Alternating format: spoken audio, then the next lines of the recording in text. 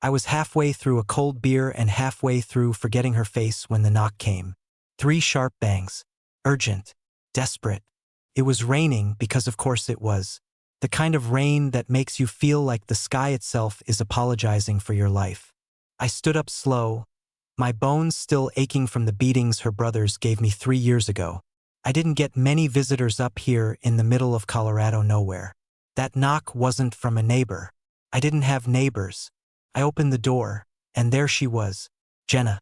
Her hair soaked to the scalp, mascara smeared like war paint, eyes wild, lips trembling. But still her. Still the woman who used to sleep next to me, then betrayed me like Judas with hips. She didn't even say my name. She just shoved past me like she still owned the place. Like she still owned me. Jesus, Jake, she gasped, clutching her coat tight like she hadn't just barged into my self-imposed exile. You didn't answer my calls, my messages. Nothing. I had to find you. Do you understand? I shut the door, locked it, then leaned on it, arms crossed like I needed to hold up the whole goddamn house. I deleted your number, I said flatly. Was hoping I could delete the memories too. Her eyes darted to the side. She had the look of someone who'd made a mess and didn't know how to sweep it up. Except Jenna wasn't the sweeping type. She burned the house down and blamed the smoke. I didn't know, she whispered. That was it. That's what she came with. I didn't know. I laughed, loud and sharp, like something broke open in my chest and let the rot out. You didn't know what, Jenna? That I didn't force myself on your lying-ass sister? That I didn't get her pregnant? Or that your brothers would jump me with metal bats while you watched from the FNG porch and didn't even flinch? Her lips trembled, and for a second, just a sliver of a second, I thought I saw guilt. But it vanished, replaced by that cold, calculating stare she'd perfected when she needed to flip any situation in her favor. She told me, Jake. What was I supposed to do? She was crying. She was shaking. She's my sister. I didn't have proof you were innocent. And I didn't have proof I wasn't a rapist? I asked. That's what we are now? Guilty until your sister cries about it. She opened her mouth, then shut it. Good. Let that silence wrap around her neck and squeeze. I could still remember the moment it all shattered. The police sirens. The look in her eyes when she slapped me. No questions. No hesitation. Just violence and then the storm. I still had the scar above my eyebrow from where Mark, her older brother, cracked a pipe across my face. I'd never been able to grow eyebrows the same way since. I had loved her. Not like in a greeting card. Not like in a Nicholas Sparks paperback. I had loved her the way a man loves a lighthouse in a storm. And she sank me. I need your help, she finally whispered. I laughed again. Bitter. Hollow. What the hell could you possibly need from me? She started crying then. The kind of cry that made you think of wolves howling. It wasn't pretty. It wasn't soft. It was raw and loud and full of the guilt she never bothered to carry until it grew too heavy to ignore. My sister, she lied. She told me the truth last year, but it was too late. I tried to find you then, but God, Jake, you vanished like a ghost. You punched a ghost, I said coldly. Then your family exorcised me with fists. She fell to her knees in my living room, like that meant anything anymore. I didn't rush to help. I didn't speak. I let her sit in the silence she built. And just when I thought she might actually break, she named her son after you, she whispered. The words hit me like a freight train. I didn't ask for details. I didn't ask how or why or what sick twisted logic led her sister to do that. I just stared at Jenna, the woman who'd broken me so thoroughly I had to fake my own death and buy a new name, and tried not to throw her back into the rain she came from. That was the moment I knew. This wasn't just about betrayal. This was a storm coming full circle, and I wasn't sure I wanted to survive it. You ever look back and realize the signs were screaming at you, but you were too in love or too damn blind to hear them? Yeah. That was me. Jake Collins, king of the clueless. Started slow the way all betrayals do. Quiet phone calls in the hallway.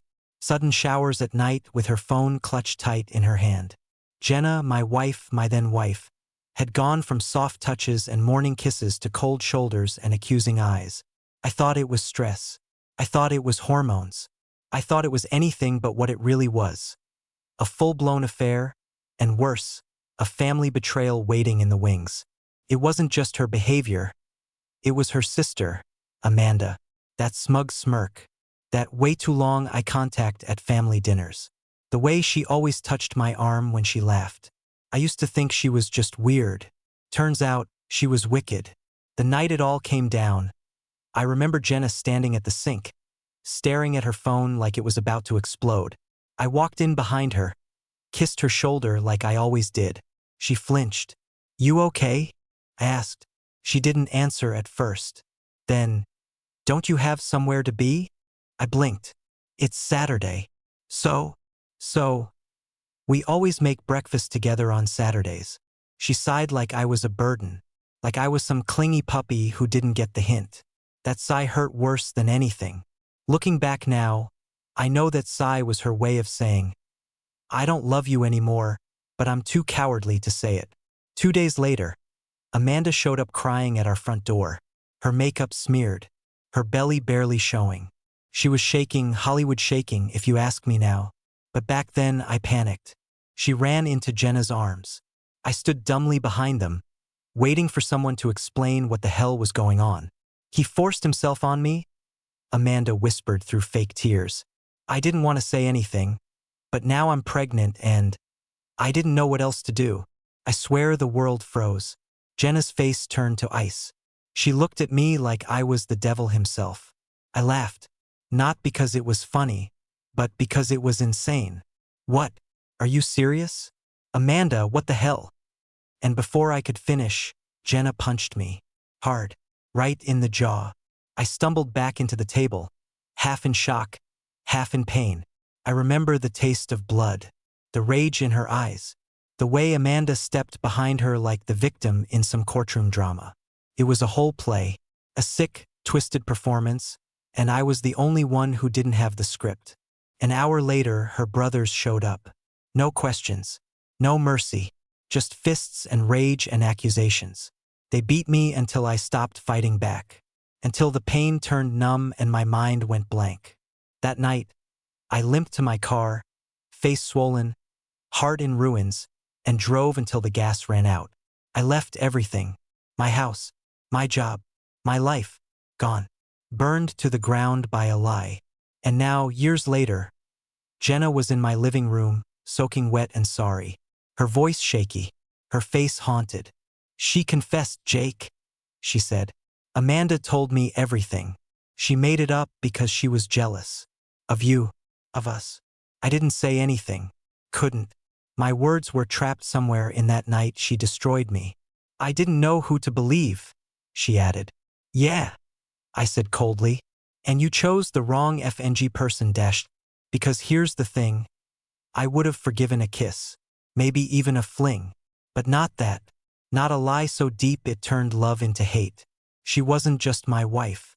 She was my executioner. And now she wanted me to pretend the bullet never hit. She probably thought I'd cave, that I'd hear her cry, see her soaked hair dripping on my cabin floor, and crumble like a broken man who'd just been given a second chance at the life that was stolen from him. She thought wrong. I stood in front of her, arms folded, like she was some stranger selling religion I didn't believe in. She was still on her knees, mascara running, muttering the kind of apologies that come years too late and hit like snowflakes on concrete. "I didn't know, Jake," she whispered again, as if saying it more would change the past. "No," I snapped, voice sharp. "You didn't ask. That's the problem, Jenna. You never gave me a second to explain. You heard one lie from a girl who's always been a manipulative little brat. And suddenly I was a monster." Her face flushed red, not from cold, but from being called out. She looked away, jaw clenched. "I was scared," she murmured. "No," I said, stepping closer. "You were eager. You were waiting for a reason. Because the truth is, Jenna, you didn't want to be married to me anymore. You were just too damn weak to end it yourself." She stood up then like I'd slapped her. "That's not true." I chuckled bitterly. "Isn't it? Then tell me this. Why were you texting someone named at midnight every night 2 weeks before Amanda showed up? Why'd you suddenly change your phone password? Why'd you stop looking at me like I mattered? Her face twisted. You went through my phone? I saw your screen light up at 2 a.m. with, "I miss you already, red heart. I wasn't born yesterday." She bit her lip, the mask cracking. So, who was it? I asked. One of your coworkers? Someone from the gym? Or was it one of your precious brothers you still think are saints even though they nearly killed me? It was no one, she said too quickly. Liar. God, how many times had I heard that tone? That carefully crafted pitch of denial? The problem with Jenna was that she'd always been good at lying.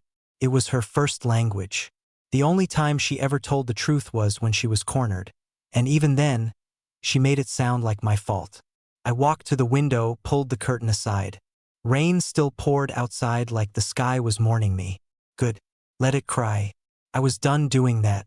You don't get to come here and rewrite history, I said quietly. You broke me, Jenna. You didn't just betray me, you ruined me. I lost my job, my reputation, my family. You remember my dad? Died thinking his son was a predator. You took everything. Her voice cracked. I didn't know it would go that far. But it did. And you didn't stop it. Silence. And then, like the bitch she truly was, she shifted gears. Well, maybe if you'd paid more attention to me instead of your little projects and your precious routines, I wouldn't have felt so. Stop, I barked. She froze. You don't get to blame me for your affair. You don't get to justify what your sister did to both of us. I was hurt too, she shouted, stepping toward me. I believed her. I thought you. Thought I what? I snapped. Violated your sister? Do you know how sick that is, Jenna? She didn't answer.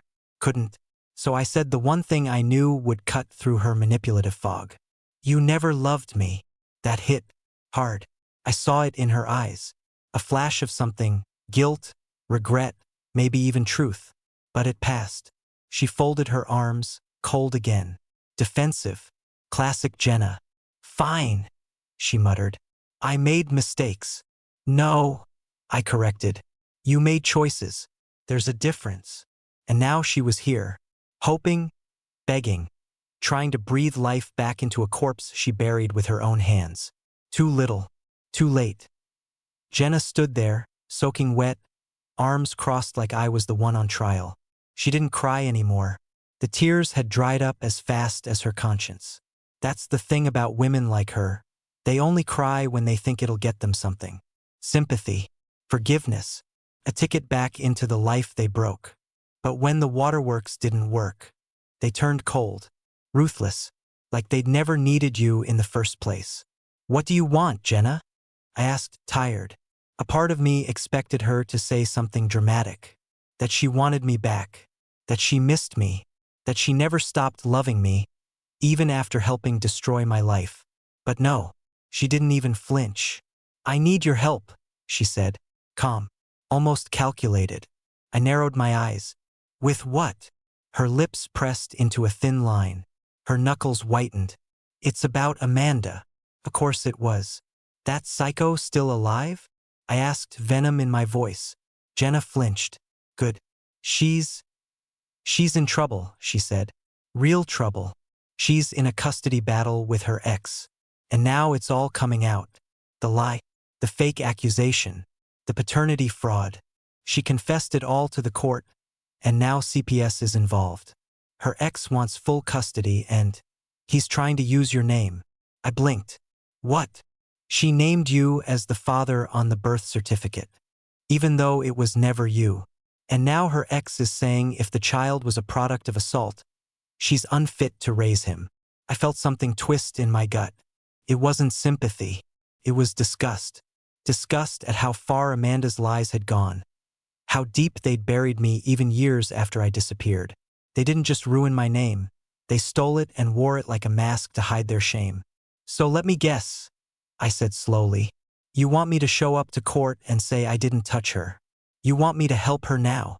Jenna nodded, like it was the most obvious request in the world. After everything she did? I laughed bitterly. She cried wolf, Jenna. She ruined me. And now the wolf is real and biting back. And you want me to throw it a leash? She's scared, Jake, Jenna said. She's a mess. She regrets it. I snapped. She doesn't get to regret it. You think I care if she's scared now? I was scared when your brothers cracked my ribs open. I was scared when my own wife looked at me like I was a monster. I was scared when I lost everything. And no one. Not you, not Amanda, not even your damn mother. Ever gave me a second to breathe before throwing me to the FNG wolves. I was shaking, my fists clenched, my vision blurry from rage I thought I buried in the snow with my old life. Jenna stepped forward. I know. That's why I came. To make it right. You can't make this right, I said through clenched teeth. There is no right after what you people did. She looked like she wanted to argue, but something behind her eyes finally cracked. Not fake sadness this time. Realization. Regret. Like she was finally understanding the damage, not just the drama. I'm sorry, she whispered. Too late. I turned away, walked to the fireplace, and stared at the flames. Get a lawyer, I said without turning around. Tell the truth. Put Amanda on the stand. Tell them you believed a lie and ruined an innocent man's life. Let her deal with the fallout. Jenna stood in silence behind me. For once, she had no clever words. No manipulation. Just quiet. You're not staying here, I added. Not tonight. Not ever. She didn't argue. Just grabbed her bag, opened the door, and disappeared into the storm. After she left, the silence felt louder than her voice ever had. I stood there for a long while, just staring into the fireplace, listening to the logs crackle and pop. The only warmth in that cabin came from the flames. Not from her. Not from her sorry excuses or crocodile tears. And definitely not from whatever broken piece of history she tried dragging back through my front door. But something in me, it wouldn't shut up. The mirror above the mantel caught my reflection. I barely recognized the man staring back. Same eyes, different fire.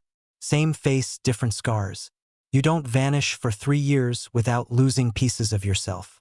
And truth be told, I hadn't just run from them. I'd run from myself too. From what I let happen. From the silence I sat in. From the damn guilt of loving someone who never loved me back. And now the past wanted to crawl into my cabin like a stray dog begging for scraps. I poured another drink. Didn't even bother with ice. I knew I should let it go. Close that chapter and toss the book in the fire. But I couldn't stop thinking about the last thing she said. She named the kid after you. I didn't know why that part stuck. Maybe it was because she could have picked any name in the world, and she still branded mine onto a lie. Or maybe, in her twisted mind, it was some pathetic tribute to the man she destroyed. I wasn't a father. I wasn't even a husband anymore. I was a ghost wearing skin. And somehow, Amanda had managed to tie me to a kid I'd never met. A kid who might grow up thinking his so-called dad ran away or worse, was some kind of predator. That thought made me sick. The next morning, I opened the envelope she'd slipped under the door before leaving. Court papers. CPS reports. Amanda's confession in writing. Reading it felt like peeling open a wound that had just barely scabbed over. I fabricated the accusation due to emotional distress and personal resentment. Jake Collins never assaulted me. He is not the father of my child. Black ink. White paper. A truth I'd screamed into the void for 3 years, now printed like it was no big deal. What the hell was I supposed to do with that? I stepped outside into the cold morning air. The world still wet from last night's storm. My breath came out in fog. Everything felt still. Too still. You ever hold something so long it becomes part of you? That was my anger. It wasn't just an emotion anymore, it was armor. But suddenly I could feel it cracking. Like the truth was eating away at the metal. I thought about the kid. What was his name? Did he think I was dead? Did he even know who I was? Was Amanda still spinning lies to protect herself? And why the hell did I even care? Because I wasn't a monster. That's why. I never was. And no matter how much they tried to paint me as one, I refused to let the lie become my legacy. So I made a choice. I'd go to court. Not for Amanda. Not for Jenna. but for that boy who didn't ask to be born into a storm of betrayal and lies. To clear my name. Once. Officially. Publicly. And then I'd burn the past to ashes and finally walk away. For good. But first, I had to see her one more time. Not Jenna. Amanda. Face to face. 2 days later, I stood outside Amanda's apartment in a suburb that looked like it had been built from recycled lies. The building was clean, polished even. Too clean for the kind of woman who could destroy a man with a story and a crocodile tear. But that was Amanda's talent. She could wrap poison in perfume and make it look like grace. I knocked once. No answer. I knocked again, harder this time. And just when I was about to turn and leave, the door creaked open. And there she was. Amanda. The last time I saw her, I had a busted lip, a shattered life, and 2 of her brothers trying to turn my ribs into splinters. Now, she stood barefoot in leggings and an oversized hoodie, like she wasn't the reason I vanished off the grid for 3 goddamn years. Her eyes widened. Guilt, fear, recognition, all in a single blink. "Jake," she breathed. I didn't think you'd come." "You were right," I said coldly. "I wasn't going to. But then you dragged my name back into your mess." She opened her mouth, but I stepped inside before she could invite me. I didn't care if it was rude.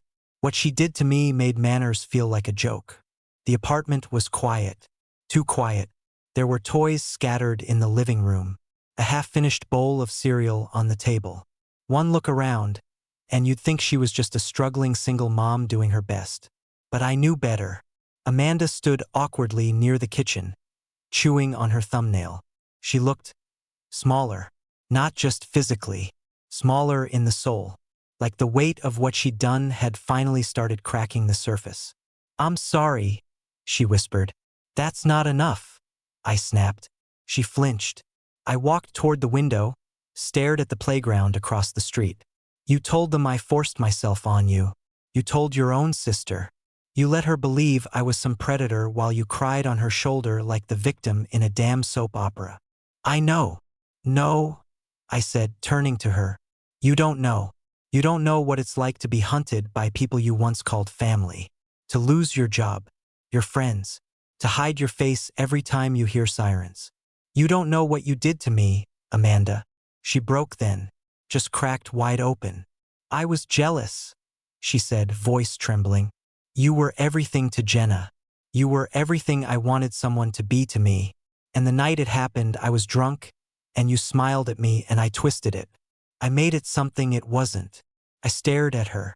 That wasn't an apology. That was a confession dipped in selfishness. "And the kid?"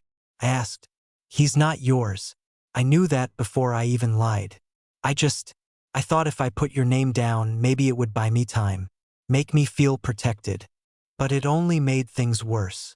I laughed bitterly. "You needed protection? From what? A man who cooked Sunday dinners and fixed your car without asking for anything in return." She wiped her eyes. "I know I don't deserve forgiveness." "You're damn right." I reached into my coat and pulled out the court documents. "I'm going to clear my name. Not for you. Not for Jenna. For me. And for that boy. He doesn't need to grow up thinking he's tied to a lie." Amanda nodded. Silent now. Broken in all the places she thought were untouchable. As I turned to leave, she called out, "Jake." I paused at the door. "Thank you for not ruining me the way I ruined you." I looked back at her. This woman who lit the match watched my life burn, and now stood choking in the smoke of her own fire. "I'm not like you," I said quietly, and I walked out. The courtroom was cold, sterile, like it had been designed to suck the warmth out of people before it judged them. I sat at the back, watching Amanda on the stand. She looked smaller than she had in her apartment. More fragile, more exposed. Her voice was shaky as she confessed everything. Her lawyer guided her gently, but there was no covering up the rot. "I lied," she said. "I lied about Jake Collins assaulting me. He never touched me. Not like that. He was a good man, and I ruined him because I was bitter and jealous and lost." Gasps rippled through the courtroom. People murmured. I felt none of it, just watched. When the judge asked if the alleged father, me, was present and willing to testify, I stood. Heads turned. Amanda stared at me like I was a ghost. Jenna was there too, seated behind her sister, looking pale and hollowed out.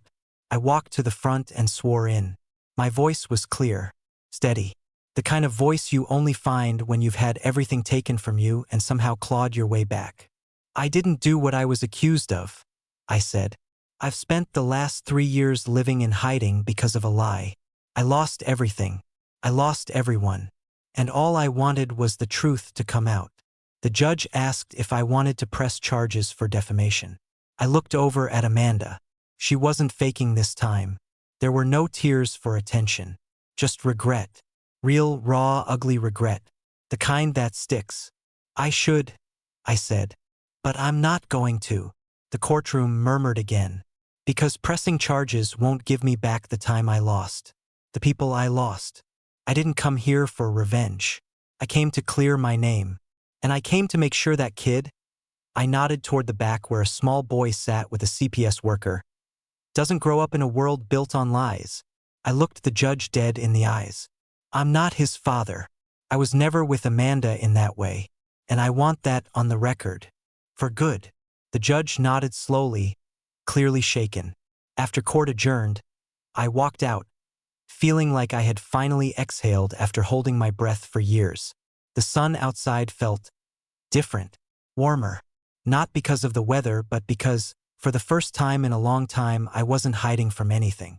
Jenna followed me out. Jake. I didn't stop walking. Jake, please. I turned to her on the sidewalk. She looked older now. Not in age. Just in the way sorrow does when it settles into someone's bones.